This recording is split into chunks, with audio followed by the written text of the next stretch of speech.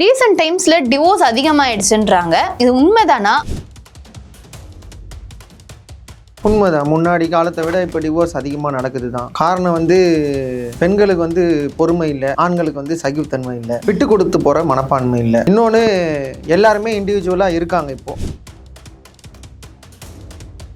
இப்போ ஒரு 100 divorce case நடக்குதுன்னா, இந்த மாதிரி அலிமோனிக்காகவே செட்டில்மெண்ட் வாங்கணுன்றதுக்காகவே பணத்துக்காக டிவோர்ஸ் பண்ற பெண்கள் இருக்காங்களா? இல்லை, நீங்கள் சொல்கிற சதவீதம் மிக மிக குறைவு. இது எல்லா இடத்துலையும். ஆனால் இதுதான் ஹைலைட் பண்ணி காட்டப்படுது. மீடியா ஹைலைட் பண்ணுறாங்க. இந்த மாதிரி விஷயங்கள் கிடைக்கும் போது அவங்க ஹைலைட் பண்ணுறாங்க. என்னென்ன கம்ப்ளைண்ட் கொடுத்தாங்க அவங்க? இவருக்கு அவங்களை கொடுமைப்படுத்தினதா ஒரு எஃப்ஐஆர் கம்ப்ளைண்ட் கொடுக்குறாங்க. அதன் பேர்ல ஒரு புகார்ல ஒரு எஃப்ஐஆர். நாங்க பெண்களுக்கு சாதகமா இருக்கிற சட்டங்களை அவங்க மிஸ்யூஸ் பண்றாங்க. ஓகே, நாங்க கொண்டு போய் ஹைகோர்ட்ல குவாஷ்காக வைக்கிறோம். குவாஷ்காக நீதிபதி இதை பார்த்தோன்னே இந்த மாதிரி தவறுதெல்லாம் ஒரு எஃப்ஐஆர் போடப்பட்டுன்னு சொல்லி இமீடியட்டா குவாஷ் பண்றாரு. ஜீவனாம்சமோ இல்லை ஒன் டைம் செட்டில்மெண்ட்டோ கொடுத்துட்டு இருந்தாங்க. இப்போ பெண்கள் வேலைக்கு போகிறாங்க. வேலைக்கு போகிற பெண்களுக்கு ஜீவனாம்சம் உண்டா இல்லையா? வேலைக்கு போகிற பெண்களுக்கு ஜீவனாம்சம் கிடையாது. வேலைக்கு போற பெண்கள் அலிமோனி, செட்டில்மெண்ட், ஜீவனாம்சம் எதுவுமே கேட்க முடியாது. அவங்களுக்கு கிடையாது. இப்போ இன்கேஸ் அவங்களுக்கு திருமணமாகி அவங்களுக்கு குழந்தைகள் இருக்கு, குழந்தைகளை பராமரிக்கிறதுக்கான விஷயத்த கணவர் பண்ண வேண்டியது தார்மீக கடமைக்கு உட்பட்டவராவார்.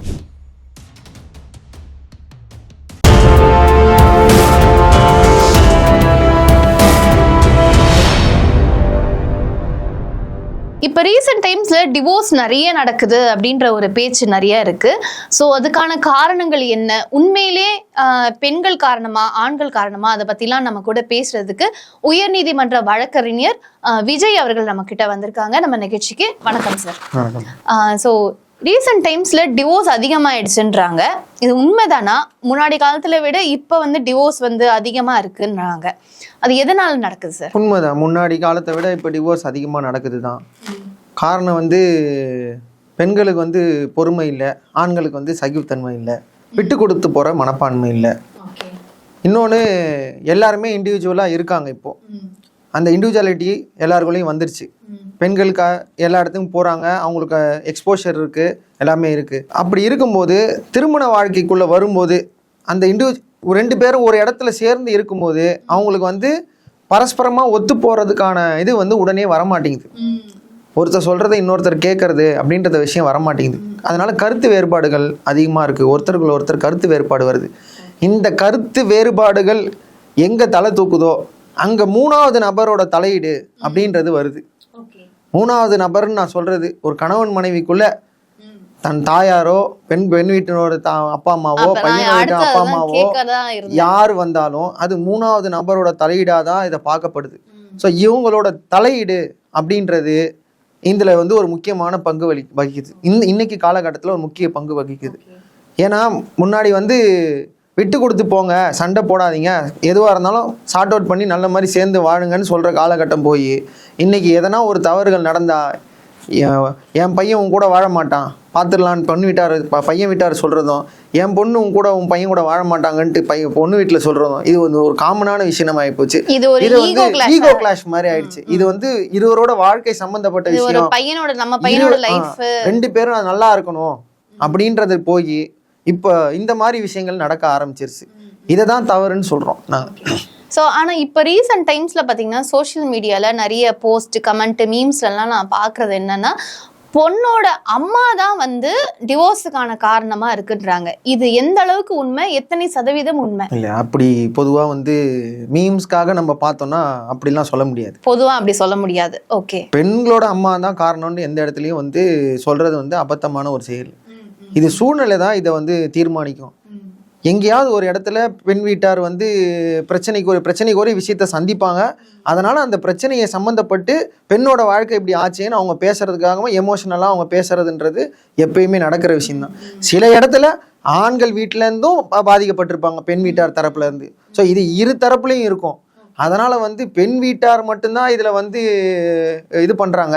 பெண் வீட்டோட அம்மா தான் பெண்ணோட அம்மா தான் இந்த மாதிரி தவறுதெல்லாம். எனக்கு அந்த மாதிரி போஸ்ட் கமெண்ட்லாம் பார்க்கும்போது, ஏன்னா பொண்ணை கொடுத்தவங்க தான் பொண்ணோட லைஃப் ஆச்சே அப்படின்னு கொஞ்சம் அடங்கி போவாங்க, இல்லை கொஞ்சம் அட்ஜஸ்ட் பண்ணிட்டு போவாங்க. அந்த காலம் இப்போ இல்லை. அட்ஜஸ்ட் பண்ற காலம் இப்ப இல்ல. ஆனா வந்து டிவோர்ஸ்க்கு காரணமா இருப்பாங்க. இது எப்படி நடக்கும்னு ஒரு கேள்வி எனக்கு எப்பவுமே இருக்கும். அதனால தான் கேட்டேன். இல்லை என்னன்னா ஏன் அப்படி சொல்ல வராங்க அப்படின்னு சொல்லி யோசிச்சோன்னா, இப்போ பொண்ணு வந்து தனக்கு ஏதாவது ஒரு சிக்கல் இருக்கு, புகுந்த வீட்டில் ஏதாவது ஒரு சிக்கல் இருக்கு அப்படின்னா அதை எப்படி அணுகணும்னு சொல்லி கொடுக்க வேண்டியது ஒரு பெற்றோர்களோட கடமை. ஆனால் இன்னைக்கு வந்து புகுந்த வீட்டில் நம்ம போகும்போதே கண்டிப்பாக பெண்களுக்கு நிச்சயம் பிரச்சனை இருக்கும். ஒரு இடம் விட்டு ஒரு இடம் போகிறோம் அப்படின்னாலே நிச்சயமாக அவங்களுக்கு நிறைய சேஞ்சஸ் இருக்கும் அந்த இடத்துல. அதை அடாப்ட் பண்ணிக்கிறதுக்கே அவங்களுக்கு டைம் கொடுக்கணும். அது மாப்பிள்ளை இப்போ பையன் வீட்டு சைட்லேருந்து கொடுக்கணும், டைம் கொடுக்கணும். அந்த டைம் எடுத்து அவங்கள வந்து கம்ஃபர்டபுள் ஜோனுக்கு கொண்டு வர வேண்டியது ஒரு ஆணோட கடமை. அதை முதல்ல அவங்க தெரிஞ்சுக்கணும். அடுத்து பெண் வீட்டாரும் அங்கே போயிருக்க சில சிக்கல்கள் இருக்குன்னும் போது வந்து உட்கார்ந்து இந்த மாதிரி சிக்கல்கள் இருக்குது, இதை நம்ம இப்படி செஞ்சால் சரி பண்ணிடலாம் அப்படின்னு உட்கார்ந்து அமைதியாக பேசக்கூடிய சூழ்நிலையை உருவாக்கணும். இதுக்குள்ளேயே 2 பேர் தரப்புல ஏதாவது சிக்கல்கள் சொல்லும் போது இப்படி ஒரு சிக்கல் இருக்குது, இதை நீங்கள் பார்த்தீங்களா, செஞ்சீங்க, இவங்களோட பேச்சு முறைகள் இன்னைக்கு மாறிட்டதுனால தான் சிக்கல்கள் உருவாயிடுச்சு. சண்டைக்கு போற மாதிரியே பேசுறது. இன்னைக்கு பேச்சோட சூழ்நிலைகள் மாறி போச்சு. ஏன்னா நிறைய சீரியல் பார்த்து இன்னைக்கு பேச்சோட சீரியல் இம்பாக்ட் ஒரு காரணம். நிச்சயமாக இன்னைக்கு காலையில இருந்து இரவு வரைக்கும் சீரியல் பாக்குறாங்க. சீரியல் என்ன காட்டுறாங்க, எல்லாம் எப்படி குடும்பத்தை கெடுக்கிறதுன்ற மாதிரி இதான் காட்டிட்டு இருக்காங்க. அப்ப நீங்க எல்லா குடும்பமும் எப்படி நல்லா இருக்கும்னு நினைக்கிறீங்க? ரொம்ப ரொம்ப கஷ்டமான விஷயம். இதனால பாதிக்கப்படுறது யாருன்னு கேட்டீங்கன்னா பெரும்பாலும் ஆண்கள்னே சொல்லுவேன். ஏன்னா இவங்க பார்த்து அடுத்து என்ன நடக்க போகுதுன்னு ஆண்கள் காலையில வெளில போறாங்க, பெண்களும் போயிடுறாங்க. ஆனா சில இடத்துல சீரியலோட இம்பாக்ட் இதெல்லாம் சொல்லி இப்படி நடக்கலாம், அப்படி செய்யலாம், இப்படி பண்ணலாம் அப்படின்னும் போது இதெல்லாம் வந்து பாதிப்புக்கு உள்ளாக்கக்கூடிய ஒரு விஷயமாவே மாறிடுச்சு இன்னைக்கு. இல்ல ஒரு பக்கம் வந்து ஆண்கள் காரணமா, பெண்கள் காரணமா, ஆண்களுடைய பேரண்ட்ஸ் அதாவது பொண்ணோட மாமியார் மாமனார் காரணமா, இல்ல பொண்ணோட அம்மா காரணமான்ற கேள்வி போய் இப்ப சீரியல் காரணம்னு ஒரு விஷயத்த சொல்லிட்டீங்க நீங்க. நான் தான் பிராங்கா சொல்றேன்னா, காலையில இருந்து ஒரு விஷயத்த பாக்குறாங்க, காட்டுறது எல்லாமே வில்லத்தனம். யாருமே குடும்பத்தை ஒன்னா சேர்த்து வைக்கணும், நல்லா இருக்கணும், இப்படி 1-2 சீரியல் தான் இருக்கு. நீங்க பாத்தீங்கன்னா விரல் விட்டு எண்ணிடலாம் அப்படி காட்டுற சீரியல். எல்லா சீரியல்லும் ஒரு வில்லன் இருப்பாங்க, வில்லிகள் இருப்பாங்க. இவங்க எப்படி குடும்பத்தை கெடுக்கலான்னு காட்டுவாங்க. இது மாதிரி பழைய காலத்துல இருந்ததா? டிவி இல்லாத காலம் இருந்தது, அப்போ எல்லாரும் நல்லா இருந்தாங்க. ஓகே, இன்னைக்கு டிவில முழு நேரமும் இதையே காட்டுறாங்க, எந்த குடும்பமும் நல்லா இல்லை. நாங்க பிராக்டிஸ்க்கு வந்த காலகட்டத்துல 3 நீதிமன்றம் தான் இருந்தது. அதாவது ஃபேமிலி கோர்ட், குடும்ப நல நீதிமன்றங்கள்ல இருந்து 3 தான் இருந்தது. இன்னைக்கு 7 முதல் 8 நீதிமன்றங்கள் இருக்கு. அதுவே பத்தல, ஹைகோர்ட்ல அதுவே பத்தல. இன்னைக்கு 100க்கும் மேற்பட்ட வழக்குகளை ஒரு நாள் விசாரிக்கிறாங்க ஒரு கோர்ட்ல. ஒரே ஒரு கோர்ட்ல ஒரு 8 கோர்ட்னா ஒரு நாளைக்கு 800 பேர் 1000 பேர் கிட்ட வராங்களா? அவ்வளவு வழக்குகளை விசாரிக்கிறாங்க. ஒரு நாளும் வந்து குடும்ப நீதிமன்றத்துல இரவு 6 மணி 7 மணி வரைக்கும் வழக்குகளை விசாரிக்கக்கூடிய சூழ்நிலைகள் இன்னைக்கு நடந்து காலையில ஆரம்பிச்சு இரவு 7 மணி வரைக்கும் ஒரு வழக்கறிஞர் அங்க உட்கார்றாரு தங்க கிளைண்ட்டுக்காக. அப்படிதான் இன்னைக்கு சூழ்நிலைகள் இருக்கு. அதனால குடும்ப நல நீதிமன்றங்களை நாடி வரும் முன் பலமுறை யோசித்து வரணும். ஒண்ணு, இன்னைக்கு குடும்ப நல நீதிமன்றம் வந்தாலுமே அவங்களுக்கு கவுன்சிலர்ஸ் வச்சு கவுன்சிலிங் கொடுக்குறாங்க. இரு தரப்புக்கும் எங்க பிரச்சனை, எங்க இருந்து ஆரம்பிக்குது, அதை எப்படி சார்ட் அவுட் பண்ணலான்ட்டு ஒரு ட்ரெயின்டு கவுன்சிலர்ஸ் வச்சு கவுன்சிலிங் கொடுக்குறாங்க. இன்கேஸ் அதுல வந்து கவுன்சிலிங் ஃபெயில் ஆகுது அப்படின்னா மீடியேஷன் ஒரு இதை ஃபிக்ஸ் பண்றாங்க. அதுல ட்ரெயின்டு அட்வொகேட்ஸ் இருக்காங்க, அவங்கள வச்சு பேசி. சைக்காலஜிஸ்ட் யாராவது இருப்பாங்க சார் இந்த டீம்ல? சைக்காலஜிஸ்ட்னு யாரும் சொல்ல மாட்டாங்க. பட் கவுன்சிலிங் கொடுக்குறவங்களுக்கு மேபி நான் இன்னொரு விஷயம் சொன்னா, all the advocates are mostly best psychologist.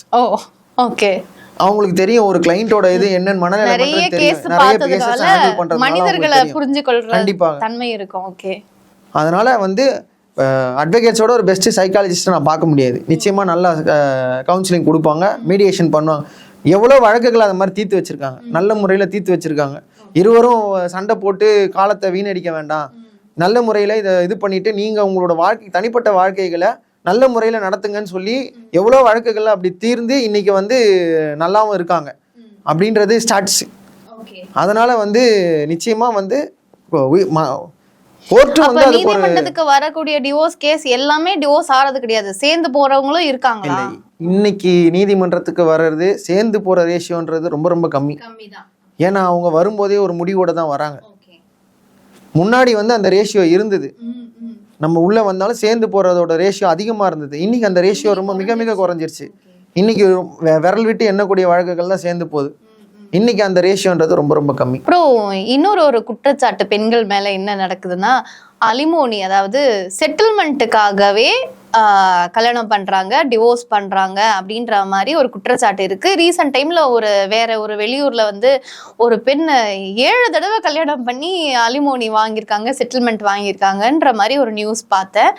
இது வந்து எத்தனை சதவிகிதம் நடக்குது? இப்போ ஒரு 100 டிவோர்ஸ் கேஸ் நடக்குதுன்னா இந்த மாதிரி அலிமோனிக்காகவே செட்டில்மெண்ட் வாங்கணுன்றதுக்காகவே பணத்துக்காக டிவோர்ஸ் பண்ற பெண்கள் இருக்காங்களா? இல்லை, நீங்கள் சொல்கிற சதவீதம் வந்து மிக மிக குறைவு. இது எல்லா இடத்துலையும். ஆனா இதுதான் ஹைலைட் பண்ணி காட்டப்படுது. மீடியா ஹைலைட் பண்றாங்க, இந்த மாதிரி விஷயங்கள் கிடைக்கும் போது அவங்க ஹைலைட் பண்றாங்க. பட் இதோட சதவீதம் வந்து மிக மிக குறைவு. எல்லா பெண்களுமே வந்து பணத்துக்காகவோ இதுக்காகவோ வந்து அலிமோனிக்காக வந்து ஒரு திருமணம் பண்ணி அவங்க திருமண வாழ்க்கையை விட்டு வெளியே வர்றது கிடையாது. திருமணத்துல அவங்களுக்கு சில எக்ஸ்பெக்டேஷன்ஸ், சில எதிர்பார்ப்புகளோடு அவங்க திருமண வாழ்க்கைக்குள்ள நுழையிறாங்க. தன்னோட திருமண வாழ்க்கையை எதிர்பார்த்தாம அமையாத பட்சத்துலையும், இல்லை கணவர் வந்து தன்னை அதிகப்படியாக பார்த்துக்க முடியாத சூழ்நிலை, இல்லை அவங்களுக்குள்ள ஒரு இன்டிமசி குறைவு, இல்லை அவங்களோட வேற தாம்பத்திய வாழ்க்கையில் அவங்களுக்குள்ள பிரச்சனைகள், இதன் காரணமாக நிறைய இடத்துல இருந்து வெளியே வந்துருவாங்க.